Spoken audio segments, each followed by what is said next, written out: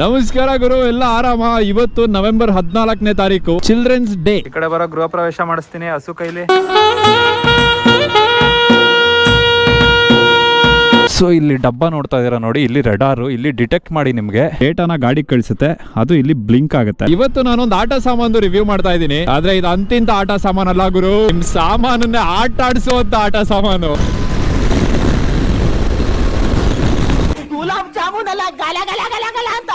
ಈ ತರ performance electric ಗಾಡಿಗಳಿಗೆ ಹೊಸಬ್ರಾಗಿದ್ರೆ glide ಇಂದ ಅಥವಾ ಕಾಂಬ್ಯಾಟ್ ಇಂದ ಶುರು ಮಾಡಿ ಬಲಿಸ್ಟಿಕ್ ಅಲ್ಲಿ ಹೆವಿ ಪವರ್ ಇದೆ. ಸುಮ್ನೆ ಥ್ರಾಟಲ್ ಕೊಟ್ಟಾಗೆಲ್ಲ ವೀಲ್ ಸ್ಪಿನ್ ಆಗುತ್ತೆ. ನನಗ್ ಗಾಬರಿ ಆಯ್ತದ ನೀವು ಥ್ರಾಟಲ್ ಕೊಟ್ಟಾಗ. ಇವ ಸ್ಪೆಷಾಲಿಟಿ ಏನು ಅಂದ್ರೆ, ಶುಕ್ರವಾರ ಬಂದಿರೋದು ನಾವು ಬೆಟ್ಟಕ್ಕೆ. ಮೈಸೂರಲ್ಲಿ ಬೆಟ್ಟಕ್ಕೆ ಬರೋದೇ ಒಂದು ವೈಬ್. ಎಸ್ಪೆಷಲಿ ಈ ತರ ಗಾಡಿಗಳನ್ನ ಎತ್ಕೊಂಡ್ ಬಂದಾಗ ಎಲ್ರು ಕೇಳ್ತಾರೆ ಯಾವ್ದಿದು ಅಂತ. ಹಾಯ್, ಆರಾಮ? ಟ್ರಯಂಫ್ ಫ್ಯಾನಾ? ಯಾವ ಗಾಡಿ ನೋಡಿದ್ರಿ? ಟೈಗರಾ? ಎಲ್ಲ ಇನ್ನೋಸ್ ಇಲ್ಲೇ ಪ್ರೊಡಕ್ಷನ್ ಅಲ್ವಾ? ಮೈಸೂರಲ್ಲಿ ಶೋರೂಮ್ ಬಂದಿದೆ ಹೊಸದು. ಬ್ರೋ ಅಷ್ಟೊಂದೆಲ್ಲ ಹೇಳ್ಬೇಡಿ, ಕಾಂಚನ ಗಂಗಾ ಬಾರ್ ಪಕ್ಕ ನೀ ಬರ್ತಾರೆ. ಕರೆಂಟ್ ಗಾಡಿ ಕಣೋ, ಮುಟ್ಟಿದ್ರೆ ಕರೆಂಟ್ ಹೊಡಿಯಲ್ಲ, ಓಡಿಸಿದ್ರೆ ಕರೆಂಟ್ ಹೊಡಿತದೆ. ನೋಡಕ್ ಹಿಂಗಿದೆ?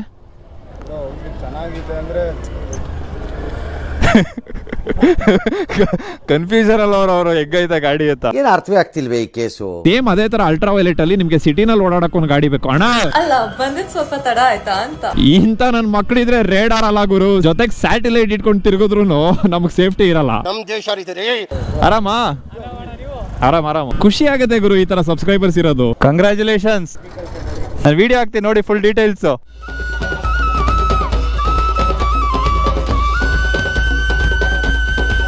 ನಾನು ಶಾಕ್ ವೇವ್ ಬರುತ್ತೆ ಅಂತ ವೆಯ್ಟ್ ಮಾಡ್ತಾ ಇದ್ದೆ. X47 ಔಟ್ ಆಫ್ ಸಿಲೆಬಸ್ ತರ ಬಂದ್ಬಿಡ್ತು. ಹೆಂಗಿದೆ ಹೊಸ ಗಾಡಿ? ನಮ್ಮ ಹತ್ರ ಇವತ್ತಿರೋದು ಅಲ್ಟ್ರಾ ವೈಲೆಟ್ X47 ಅಂತ, ಎಕ್ಸ್ಪೆರಿಮೆಂಟಲ್ 47 ಅಂತನಾ? 1947 ಅಲ್ಲಿ ಫ್ರೀಡಮ್ ಬಂತಲ್ಲ, ಅದಕ್ಕಿರ್ಬೇಕು. ಇಲ್ಲಿ ಅಲ್ಟ್ರಾ ವೈಲೆಟ್ ಸ್ಪೇಸ್ ಸ್ಟೇಷನ್ ಅಂತ ಇದೆ. ಇದನ್ನ UV ಹ್ಯಾಂಗರ್ ಮೈಸೂರು ಅಂತ ಕರೀತಾರೆ. ಈಗ ಬ್ರೇಕ್ ಹಿಡಿದು ಆನ್ ಮಾಡಿದ್ರೆ,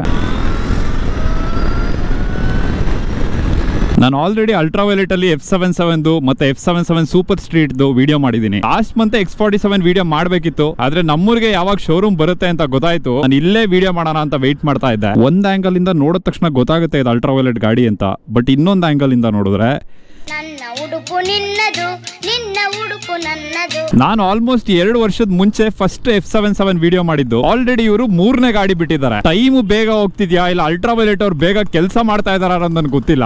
ಫ್ರಂಟ್ ಅಲ್ಲಿ 17 ಇಂಚ್ ಅಲಾಯ್ ವೀಲ್ ನ ಕೊಟ್ಟಿದ್ದಾರೆ. 110 ಸೆಕ್ಷನ್ ಟೈರ್ ಇದೆ. ಬ್ಯಾಕ್ ಅಲ್ಲೂ 17 ಇಂಚ್ ಅಲಾಯ್ ವೀಲ್ ಇದೆ. 150 ಸೆಕ್ಷನ್ ಟೈರ್ ಇದೆ. ಅಲ್ಲ, ಈ MRF ಜೊತೆ ಇವರೇ ಟೈಅಪ್ ಆಗಿ ಮಾಡಿರೋದಲ್ವಾ? ನೀವು ಅಲ್ಟ್ರಾ ವೈಲೆಟ್ ನ 2021 2022 ಇಂದ ನೋಡ್ತಾ ಇದ್ದೀರಾ. ನಾನು ಇವ್ರನ್ನ ಆಲ್ಮೋಸ್ಟ್ 2018 ಇಂದ ನೋಡ್ತಾ ಇದ್ದೀನಿ. ಅವಾಗ ಇವರು ಒಂದು ಫಸ್ಟ್ ವರ್ಕಿಂಗ್ ಮಾಡೆಲ್ ನ ಡಿಸೈನ್ ಮಾಡಿದ್ರು. ಅಲ್ಟ್ರಾ ವೈಲೆಟ್ ಜೊತೆಗೇನೆ ಸುಮಾರು ಎಲೆಕ್ಟ್ರಿಕ್ ಸ್ಟಾರ್ಟ್ಅಪ್ ಗಳವಾಗ ಬಂದಿತ್ತು. ಅದರಲ್ಲಿ ಎಂಫ್ಲಕ್ಸ್ ಅಂತ ಒಂದು ಕಂಪನಿ ಇದೆ, ಅದು ಒಂದು. ಆದ್ರೆ ಎಂಫ್ಲಕ್ಸ್ 1 ಅನ್ನೋದು ಮಾರ್ಕೆಟ್ ಬರಲೇ ಇಲ್ಲ. ಪ್ರಾಬಬ್ಲಿ ಅವರಿಗೆ ಪ್ರಾಪರ್ ಇನ್ವೆಸ್ಟರ್ಸ್ ಸಿಗ್ಲಿಲ್ಲ ಅನ್ಸುತ್ತೆ. ಒರಿಜಿನಲ್ ಅಲ್ಲಿ 7.1 ಕಿಲೋವ್ಯಾಟ್, ರೀಕಾನ್ ಅಲ್ಲಿ 10.3. ಸೊ ಇದ್ರಲ್ಲಿರೋದು permanent magnetic AC motor 30 kilowatt, ಅಂದ್ರೆ ಆಲ್ಮೋಸ್ಟ್ ಒಂದು 40 BHP ಬರುತ್ತೆ. ರೇರ್ ವೀಲ್ ಗೆ 610 ನ್ಯೂಟನ್ ಮೀಟರ್ ಟಾರ್ಕ್ ಸಿಗುತ್ತೆ. ಸೊ ಇದು ಆಪ್ ಹಾಕೊಂಡ್ರೆ ಗಾಡಿ ಜಿಯೋ ಪೊಸಿಷನ್ ಆಗುತ್ತಲ್ವಾ, ಎಲ್ಲಿದೆ ಅಂತೆಲ್ಲ ಗೊತ್ತಾಗುತ್ತೆ. ಶೋರೂಮ್ ಅಲ್ಲಿ ನಿಂತ್ಕೊಂಡು ನೋಡ್ತಾ ಇರ್ತಾರೆ ನಾವ್ ಎಲ್ಲೆಲ್ಲ ಹೋದ್ವಿ ಅಂತ. ಟೆಸ್ಟ್ ರೈಡ್ ಅಂತ ಎತ್ಕೊ ಓಡೋಗಕ್ಕಾಗಲ್ಲ. ನೀನ್ 7 ಮಿಂಡ್ರಿ ಆದ್ರೆ ನಾನು 14 ಮಿಂಡ್ರಿ. ಆದ್ರೆ ಇನ್ವೆಸ್ಟರ್ಸ್ ಗಿಂತ ಜಾಸ್ತಿ ಇಂಪಾರ್ಟೆಂಟ್ ಆಗಿರೋ ವಿಚಾರ ಅಂದ್ರೆ ಎಂಜಿನಿಯರ್ಸ್ ಗಳು. ಇವರಲ್ಲಿರುವಂತ ಎಂಜಿನಿಯರ್ಸ್, ಇವರಲ್ಲಿರುವಂತ ಎಂಜಿನಿಯರಿಂಗ್ ಟಾಪ್ ಕ್ಲಾಸ್ ಆಗಿದೆ. 2.9 lakhs ಅಲ್ಲ ಬೇಸಿಕ್. ಇಷ್ಟೆಲ್ಲ ಟೆಕ್ನಾಲಜಿ ಇಟ್ಟು 3 ಲಕ್ಷದೊಳಗೆ ಹೆಂಗ್ ಮಾಡಿದ್ರಿ ಗಾಡಿನ? ಬೇಸಿಕ್ ಮಾಡೆಲ್ ಇಂದ ಹಿಡಿದು ಟಾಪ್ ಎಂಡ್ ತನಕ ಎಲ್ಲಾದ್ರಲ್ಲೂ ರೆಡಾರ್ ಸಿಸ್ಟಮ್ ನ ಹಾಕಿದ್ದಾರೆ. ಇಲ್ಲಿ ತೋರ್ಸುತ್ತಾ? ಫುಲ್ ಮ್ಯಾಪ್ ಬರುತ್ತಾ? ಓ, ಇಲ್ಲೊಳ್ಳು ಇದೆಯಾ? ಇದರಲ್ಲಿ 9 ಲೆವೆಲ್ ಅಲ್ಲಿ ರೀಜನ್ ವರ್ಕ್ ಆಗುತ್ತೆ. ನಾನು ಇವಾಗ R6 ಅಲ್ಲಿ ಇಟ್ಕೊಂಡಿದ್ದೀನಿ. ರೀಜನ್ ಅಂದ್ರೆ ರೀಜನರೇಟಿವ್ ಬ್ರೇಕಿಂಗ್ ಅಂತ. ಇವಾಗ ನೋಡಿ, ರೀಜನ್ ಆಫ್ ಇದೆ. ನಾನು ಥ್ರಾಟಲ್ ಕೊಟ್ಟೆ, ಥ್ರಾಟಲ್ ಬಿಡ್ತಾ ಇದ್ದೀನಿ, ಗಾಡಿ ಅಷ್ಟು ಸ್ಲೋ ಆಗೋದಿಲ್ಲ. ಇವಾಗ ನಾನು ರೀಜನ್ ಫುಲ್ ಹೈಗೆ ಇಟ್ಕೊಂಡಿದ್ದೀನಿ. ಥ್ರಾಟಲ್ ಕೊಟ್ಟೆ, ಬಿಟ್ಟ ತಕ್ಷಣ ಗಾಡಿ ಸ್ಲೋ ಆಗುತ್ತೆ. ಇದು ಆಕ್ಚುಲಿ ಇಂಜಿನ್ ಬ್ರೇಕಿಂಗ್ ತರ ವರ್ಕ್ ಆಗುತ್ತೆ. ಮೇಂಟೈನ್ ಆಗುತ್ತೆ ರೇಂಜ್ ರೀಜನರೇಟಿವ್ ಹಾಕೊಂಡ್ರೆ. ಹೈವೇನಲ್ಲಿ ಹೋದ್ರೆ ಕಮ್ಮಿ ಆಗುತ್ತೆ. ಸರ್ವಿಸ್ ರೋಡ್ ಅಲ್ಲಿ ಹೋದ್ರೆ ಚಾರ್ಜ್ ಹಾಕದೆ ಬೇಡ, ಬ್ಯಾಟ್ರಿ ವಾಪಸ್ ರೀಚಾರ್ಜ್ ಆಗ್ಬಿಡ್ತದೆ. 20,000 ಹಂಸಿದೆಯಲ್ಲ. ಸೊಂಟ ನೋವುಗಳು, ಕಾಲ್ ನೋವುಗಳು, ಕೈ ಕೇಳುತ್ತೆ ಗುರು ಎಡಗಡೆ ಕ್ಲಚ್ ಅಲ್ಲಿ ಅಂತ. ಆದ್ರೆ ಒಂದು ಸಲ ನೀವು ಈ ಗಾಡಿನ ಓಡಿಸಿ ಅಭ್ಯಾಸ ಮಾಡ್ಕೊಂಡ್ಬಿಟ್ರೆ ಟ್ಯಾಸಿ ಮಾತ್ರ ಕ್ರೇಜಿ ಆಗಿ ಡಿಸೈನ್ ಮಾಡಿದ್ದಾರೆ ಇವರು. F77 ಮತ್ತೆ ಸೂಪರ್ ಸ್ಟ್ರೀಟ್ ಆಲ್ಮೋಸ್ಟ್ ನಿಮ್ಗೆ ಒಂದು ಟ್ರ್ಯಾಕ್ ಬೈಕ್ ತರ ಫೀಲ್ ಆಗುತ್ತೆ, ಆದ್ರೆ ಈ ಗಾಡಿ ಒಂದು ಸೂಪರ್ ಮೋಟೋ ತರ ಫೀಲ್ ಆಗುತ್ತೆ. ಎಲ್ಲ ಬಿಚ್ಚಬೇಕು ಬ್ರೋ ಇದ್ರಲ್ಲಿ ಆಕ್ಸ್ ಮೌಂಟ್ ಮಾಡಕ್ಕೆ. ಅಲ್ಲಿ ಒಳಗಡೆ ಇದೆ, ಬನ್ನಿ ತೋರಿಸ್ತೀನಿ ಇಲ್ಲಿ. ಇದೆಲ್ಲ ಇದೆ ಅಲ್ವಾ ಒಳಗಡೆನೆ. ಸೀಟು ಮತ್ತೆ handle bar position heavy comfortable ಆಗಿದೆ, ಹಿಂದ್ಗಡೆ ಕುತ್ಕೊಳ್ಳೋರ್ಗು ವೈಡ್ ಆಗಿದೆ. ಇದರಲ್ಲಿ ಅಲ್ಟ್ರಾವೈಲೆಟ್ ಅವ್ರದ್ದು DSC ಇದೆ, ಅಂದ್ರೆ ಡೈನಾಮಿಕ್ ಸ್ಟೆಬಿಲಿಟಿ ಕಂಟ್ರೋಲ್ ಅಂತ. ನನ್ ರೈಟ್ ಅಲ್ಲಿ ಒಬ್ರು ಅಪ್ರೋಚ್ ಆಗ್ತಾ ಇದಾರೆ ಅಂತ ಇಲ್ಲಿ ಆರೆಂಜ್ ಕಲರ್ ಅಲ್ಲಿ ತೋರಿಸುತ್ತೆ. ಈ ರೆಡಾರ್ ಸಿಸ್ಟಮ್ ಇಂದ ಆಗುವಂತ ಒಂದ್ ಯೂಸ್ ಏನು ಅಂದ್ರೆ, ಸುಮಾರು ಸಲ ನಾವು ಗಾಡಿನ ಓಡಿಸಬೇಕಾದ್ರೆ ಬ್ಲೈಂಡ್ ಸ್ಪಾಟ್ ಅಲ್ಲಿ ಯಾರು ಬರ್ತಾ ಇದಾರೆ ಅನ್ನೋದು ಗೊತ್ತಾಗೋದಿಲ್ಲ. ಟ್ರಾಫಿಕ್ ಅಲ್ಲಿ ಜಾಸ್ತಿ ಮೈನರ್ ಕೊಲ್ಯೂಷನ್ ಗಳಾಗೋದು ಅದರಿಂದಾನೆ. ಅಂದ್ರೆ ನೀವು ಗಾಡಿ ಓಡಿಸ್ತಾ ಇದ್ರೆ ಅವಾಯ್ಡ್ ಮಾಡಬಹುದು, ಹಿಂದೆಯಿಂದ ಬಂದು ಓಡಿದ್ರೆ ಏನು ಮಾಡಕ್ಕಾಗಲ್ಲ. ಇದರಲ್ಲಿ ಫ್ಯೂಯಲ್ ಟ್ಯಾಂಕ್ ಕೆಪಾಸಿಟಿ ಬಂದು ಒಂದು 25 ಲೀಟರ್ ತರ ಕಾಣುತ್ತೆ ಫ್ಯೂಯಲ್ ಟ್ಯಾಂಕ್. ಬಟ್ ಇಲ್ಲಿ ನೀವು ಚಾರ್ಜ್ ಆಗ್ತೀರಾ. ಎಷ್ಟು ಅವರ್ ಬೇಕು ಫುಲ್ ಚಾರ್ಜ್ಗೆ? ಸ್ಟ್ಯಾಂಡರ್ಡ್ ಚಾರ್ಜಸ್ ಅಲ್ಲಿ 7 to 8 hours ತಗೊಳ್ತೀವಿ. ಆದ್ರೆ ಎಲೆಕ್ಟ್ರಿಕ್ ಗಾಡಿನಲ್ಲಿ ಇರುವಂತ ಒಂದು ದೊಡ್ಡ ನಶ ಏನು ಅಂದ್ರೆ ಇನಿಷಿಯಲ್ ಟಾರ್ಕ್.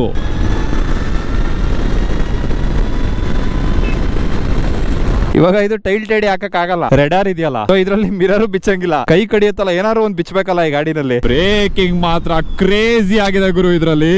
ಫ್ರಂಟ್ ಬ್ಯಾಕ್ ಎರಡ್ ಕಡೆನೂ ಡಿಸ್ಕ್ ಬ್ರೇಕ್ ಇದೆ, ಎರಡ್ ಕಡೆನೂ ABS ಇದೆ. ನೋಡಿ ರೀಜನ್ ಟಾಪ್ ಹಾಕೊಂಡ್ರೆ ನಾನು ಬ್ರೇಕ್ ಹಿಡಿಯೋದು ಬೇಡ, ಗಾಡಿ ಹಂಗೆ ಸ್ಲೋ ಆಗ್ಬಿಡುತ್ತೆ, ರಾಯಲ್ ಎನ್ಫೀಲ್ಡ್ ತರ. ಇನ್ನೊಂದ್ಸರಿ ಆತರ ಕಾಮೆಂಟ್ಸ್ ಕೊಡೋದಾದ್ರೆ ಸರಿ ಇರಲ್ಲ. ನೀವು ಇದನ್ನ ಬೇಸಿಕ್ ಮಾಡೆಲ್ ತಗೊಂಡ್ರೆ ಬ್ಯಾಟ್ರಿ ಪ್ಯಾಕ್ ಸ್ವಲ್ಪ ವೆಯ್ಟ್ ಕಮ್ಮಿ ಬರುತ್ತೆ. 186 kg ಏನೋ ಇದೆ ಟೋಟಲ್ ಗಾಡಿ. ಫುಲ್ ಟಾಪ್ ಎಂಡ್ ಹೋಗ್ತೀರಾ ಅಂದ್ರೆ 209 kg ಆಗುತ್ತೆ. ಬಟ್ ನಿಮ್ಗೆ ಒಂದ್ಸಲ ಈ ಗಾಡಿ ಮೂವಿಂಗ್ ಅಲ್ಲಿ ಹೋದಾಗ ಅದು ವೆಯ್ಟ್ ಫೀಲ್ ಆಗೋದಿಲ್ಲ. ಮುಂದ್ಗಡೆ ಇನ್ವರ್ಟೆಡ್ ಸಸ್ಪೆನ್ಷನ್ ಇದೆ. ರೆಡ್ ಮತ್ತೆ ಬ್ಲಾಕ್ ಮಾಡೆಲ್ ತಗೊಂಡ್ರೆ ಇದು ಗೋಲ್ಡ್ ಕಲರ್ ಅಲ್ಲಿ ಬರುತ್ತೆ, ಬೇರೆ ಕಲರ್ ತಗೊಂಡ್ರೆ ಬ್ಲಾಕ್ ಅಲ್ಲಿ ಬರುತ್ತೆ. ಹಿಂದ್ಗಡೆ ಮೋನೋಶಾಕ್ ಸಸ್ಪೆನ್ಷನ್ ಇದೆ, ಇದನ್ನು ಕೂಡ 7 ಸ್ಟೆಪ್ ಅಲ್ಲಿ ಅಡ್ಜಸ್ಟ್ ಮಾಡ್ಕೋಬಹುದು. ಒಂದು ಸಲ ಯಾವಾಗ ನಾವು R&D ಗೆ ದುಡ್ಡು ಹಾಕ್ತಿವಿ, ಪ್ರೊಡಕ್ಷನ್ ದುಡ್ಡು ಹಾಕ್ತಿವಿ, ಒಂದು ಒಳ್ಳೆ ಕ್ವಾಲಿಟಿ ಮಟೀರಿಯಲ್ ಗಳಿಗೆ ದುಡ್ಡು ಹಾಕ್ತಿವಿ, ಆಬ್ವಿಯಸ್ಲಿ ರೇಟ್ ಜಾಸ್ತಿ ಆಗೇ ಆಗುತ್ತೆ. ಇದ್ರಲ್ಲ ಇನ್ನೊಂದು ಟಾಪ್ ಎಂಡ್ ಗಾಡಿ ಇದೆ, ಅದರಲ್ಲಿ ಆನ್ ಬೋರ್ಡ್ ಚಾರ್ಜರ್ ಬರುತ್ತೆ, ಮುಂದ್ಗಡೆ ಡ್ಯಾಶ್ ಕ್ಯಾಮ್ ಬರುತ್ತೆ, ಕ್ರೇಜಿ ಆಗಿರೋ ಕಲರ್ ಬರುತ್ತೆ, ಜಾಸ್ತಿ ರೇಂಜ್ ಬರುತ್ತೆ, ಜಾಸ್ತಿ ಪರ್ಫಾರ್ಮೆನ್ಸ್ ಇರುತ್ತೆ. ಅದು ನಿಮ್ಗೆ 4,80,000 ಆಗುತ್ತೆ.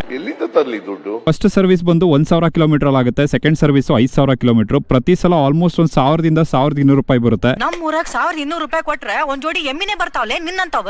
ಈ ತರ ಎಲೆಕ್ಟ್ರಿಕ್ ಗಾಡಿಗಳನ್ನ ಇಟ್ಕೊಂಡಾಗ ನಮಗ್ ರೇಡಾರ್ ಬೇಕಾಗೋದಿಲ್ಲ, ಪೆಟ್ರೋಲ್ ಗಾಡಿ ಅವ್ರಿಗೆ ರೇಡಾರ್ ಬೇಕಾಗುತ್ತೆ. ಪೆಟ್ರೋಲ್ ಗಾಡಿಗಳು ನಮ್ ಹಿಂದೆ ಬಂದಾಗ ನಮ್ಗೆ ಗೊತ್ತಾಗುತ್ತೆ ಗಾಡಿ ಬರ್ತಿದೆ ಅಂತ, ಆದ್ರೆ ಎಲೆಕ್ಟ್ರಿಕ್ ಗಾಡಿಗಳು ಬಂದಾಗ ಯಾರಿಗೂ ಗೊತ್ತಾಗಲ್ಲ. ನನ್ಗೆ ಏನು ಕೇಳಲ್ಲ. ನೀವು ಗಾಡಿ ತಗೊಳ್ಳಿ ಅಂತ ನಾನು ಹೇಳ್ತಾ ಇಲ್ಲ, ಒಂದು ಸಲ ಈ ಗಾಡಿನ ಹೋಗಿ ಟೆಸ್ಟ್ ರೈಡ್ ಮಾಡಿ. ಈ ಎಲೆಕ್ಟ್ರಿಕ್ ಗಾಡಿಗಳು ಹೆಂಗಿರುತ್ತೆ ಅನ್ನೋ ಅಂತ ಫೀಲಿಂಗ್ ನಿಮ್ಗೆ ಗೊತ್ತಾಗುತ್ತೆ. ಎಲೆಕ್ಟ್ರಿಕ್ ಗಾಡಿಗಳು ಟೆಕ್ನಾಲಜಿ ವೈಸು ಎಷ್ಟು ಮುಂದಕ್ಕೆ ಬಂದಿದೆ ಅನ್ನೋದು ನಿಮ್ಗೆ ಅರ್ಥ ಆಗುತ್ತೆ. ಫ್ರಂಟ್ ಅಲ್ಲಿ ಒಂದು ಚಿಕ್ಕ ಬೀಕ್ ಕೊಟ್ಟಿದ್ದಾರೆ. ಓ ಇದಾ ಡಿಸೈನು UV. ಇಷ್ಟ ದಿನ ನೋಡೇ ಇರಲಿಲ್ಲ ನಾನು. ಪೆಟ್ರೋಲ್ ಗಾಡಿಗಳನ್ನ ಬರೀ ವೀಕೆಂಡ್ ಮಾತ್ರ ಇಟ್ಕೋತೀನಿ. ಡೈಲಿ ಬೇಸಿಸ್ ಅಲ್ಲಿ ಓಡಾಡಕ್ಕೆ ನನಗೊಂದು ಅಫೋರ್ಡೆಬಲ್ ಆಲ್ಟರ್ನೇಟಿವ್ ಬೇಕು. ಅಂದ್ರೆ ಅಫೋರ್ಡೆಬಲ್ ಇನ್ ದ ಸೆನ್ಸ್ ನಾನು ಡೈಲಿ ಯೂಸ್ ಬಗ್ಗೆ ಮಾತಾಡ್ತಾ ಇರೋದು, ಗಾಡಿ ಬಗ್ಗೆ ಮಾತಾಡ್ತಾ ಇಲ್ಲ. ಕಮ್ಮಿ ರನ್ನಿಂಗ್ ಕಾಸ್ಟ್ ಅಲ್ಲಿ, ಕಮ್ಮಿ ಮೇಂಟೆನೆನ್ಸ್ ಕಾಸ್ಟ್ ಅಲ್ಲಿ ಒಂದು ಕ್ರೇಜಿ ಆಗಿರೋ ಗಾಡಿ ಬೇಕು ಅಂದ್ರೆ ಇದನ್ನ ನೀವು ಒಂದು ಆಪ್ಷನ್ ಆಗಿ ಇಟ್ಕೋಬಹುದು. ಅಪ್ರೈಟ್ ಹ್ಯಾಂಡಲ್ ಬಾರ್ ಇದೆ, ಇಲ್ಲಿ ಇಂಡಿಯಾದು ಫ್ಲಾಗ್ ಇದೆ ನೋಡಿ. ಆರಾಮ. ಎಲ್ಲಿ ಇವರು? ಓಡೋಮೀಟರ್ ತೋರಿಸುತ್ತೆ, ಇಲ್ಲಿ ಎಷ್ಟು ಕಿಲೋಮೀಟರ್ ಓಡಿಸಿದೀವಿ ಅಂತ ತೋರಿಸುತ್ತೆ, ರೇಂಜ್ ತೋರಿಸುತ್ತೆ. ಬ್ರೋ ಇದು ಬ್ಲಾಕ್ ಮಾಡೋದು ಹೆಂಗೆ? ಇದರಲ್ಲಿರೋ glide, combat, ballistic mode 100, 200, 300 cc different ಗಾಡಿನ ಒಂದೇ ಗಾಡಿಲಿ ಕೊಟ್ಟಂಗೆ. ಮುಂದೆ ನೀವು ಈ ಗಾಡಿನ ತಗೊಂಡ್ರೆ ಲೈಫ್ ಹೆಂಗಿರುತ್ತೆ ಅಂದ್ರೆ, ಗಾಡಿ ತಗೊಂಡ್ ಕೆಲ್ಸಕ್ಕೆ ಹೋಗ್ತೀರಾ, ಮಧ್ಯೆ ಎಲ್ಲೂ ಪೆಟ್ರೋಲ್ ಬಂಕ್ ಅಲ್ಲಿ ಸ್ಟಾಪ್ ಮಾಡೋದಿಲ್ಲ. ಕೆಲ್ಸಕ್ಕೆ ಹೋದಾಗ ಆಫೀಸಲ್ಲಿ ಚಾರ್ಜ್ ಹಾಕೊಳ್ಳಿ, ಮನೇಲಿ ಕರೆಂಟ್ ಬಿಲ್ ಉಳಿಯುತ್ತೆ. ಆಫೀಸಲ್ಲಿ ಚಾರ್ಜ್ ಹಾಕಿದ್ರು ರೇಂಜ್ ಆಂಗ್ಸೈಟಿ ಇಂದ ಮತ್ತೆ ಮಲಗೋ ಮುಂಚೆ ಒಂದ್ಸಲ ಚಾರ್ಜ್ ಹಾಕಿ ಮಲಗ್ತೀರಾ ಅಂತ ಗೊತ್ತು. ಮತ್ತೆ ಬೆಳಗ್ಗೆ ಎದ್ದೇಳಿ ಗಾಡಿ ತಗೊಂಡು ಓಡಾಡಿ. Simple life. ಚಾರ್ಜ್ ಹಾಕದ್ ಮರೆತ್ರೆ ಗೋವಿಂದ. ಮೈಸೂರು ಚೆನ್ನಾಗಿದೆ ಬ್ರೋ. ಇಂಡಸ್ಟ್ರಿ ವಿಸಿಟಿಗೆ ಅಂತ ಬಂದಿದ್ವಿ. ಅನ್ಎಕ್ಸ್ಪೆಕ್ಟೆಡ್ ಬ್ರೋ, ನೀವು ಸಿಗ್ತೀರಾ ಅಂತ ಅನ್ಕೊಂಡಿರ್ಲಿಲ್ಲ. ಆ್ಯಕ್ಚುಲಿ ನಾವು ಇವತ್ತು ನಿಮ್ಮ ಮನೆ ಹತ್ರ ಬರೋಣ ಅಂತ ಪ್ಲಾನ್ ಆಗ್ತಿದ್ವಿ, ಬಟ್ ದೇವ್ರ ದಯ ನೀವೇ. ದೇವ್ರ ದಯ ಅಲ್ಲ, ಇವ್ರ ದಯೆ. ಇವ್ರು ಕರ್ಕೊಂಡ್ ಬಂದಿದ್ ನಮ್ ಬೆಟ್ಟದೊಳಗೆ.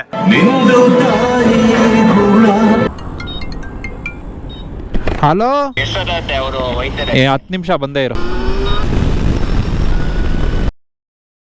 ಅವತ್ತಿಂದ ನೀವು ಯೋಚನೆ ಮಾಡ್ತಿರ್ಬೋದು, ತಿರ್ಗ್ಸಿ ಮಗ್ಚಿ ಇದೇ ರೋಡಿಗೆ ಬರ್ತಾವನಲ್ಲ, ಏನಿದೆ ಇಲ್ಲಿ ಅಂತ. ಹೊಸ ವರ್ಷದಿಂದ ಇನ್ಫೋಸಿಸ್ ಕೆಲ್ಸಕ್ಕೆ ಸೇರ್ಕೊಳ್ಳೋಣ ಅಂತ ಯೋಚನೆ ಮಾಡ್ತಾ ಇದ್ದೀನಿ.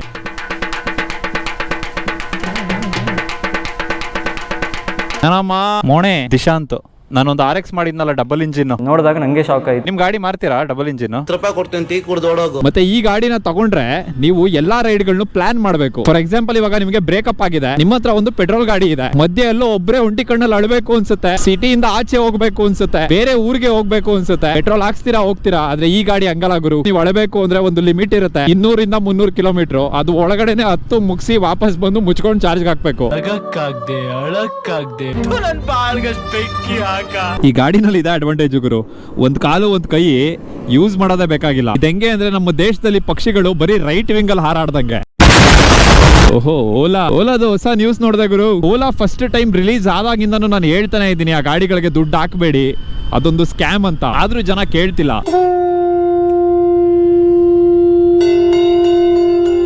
Happy journey. Bye bye, ta ta, good ಬಾಯ್.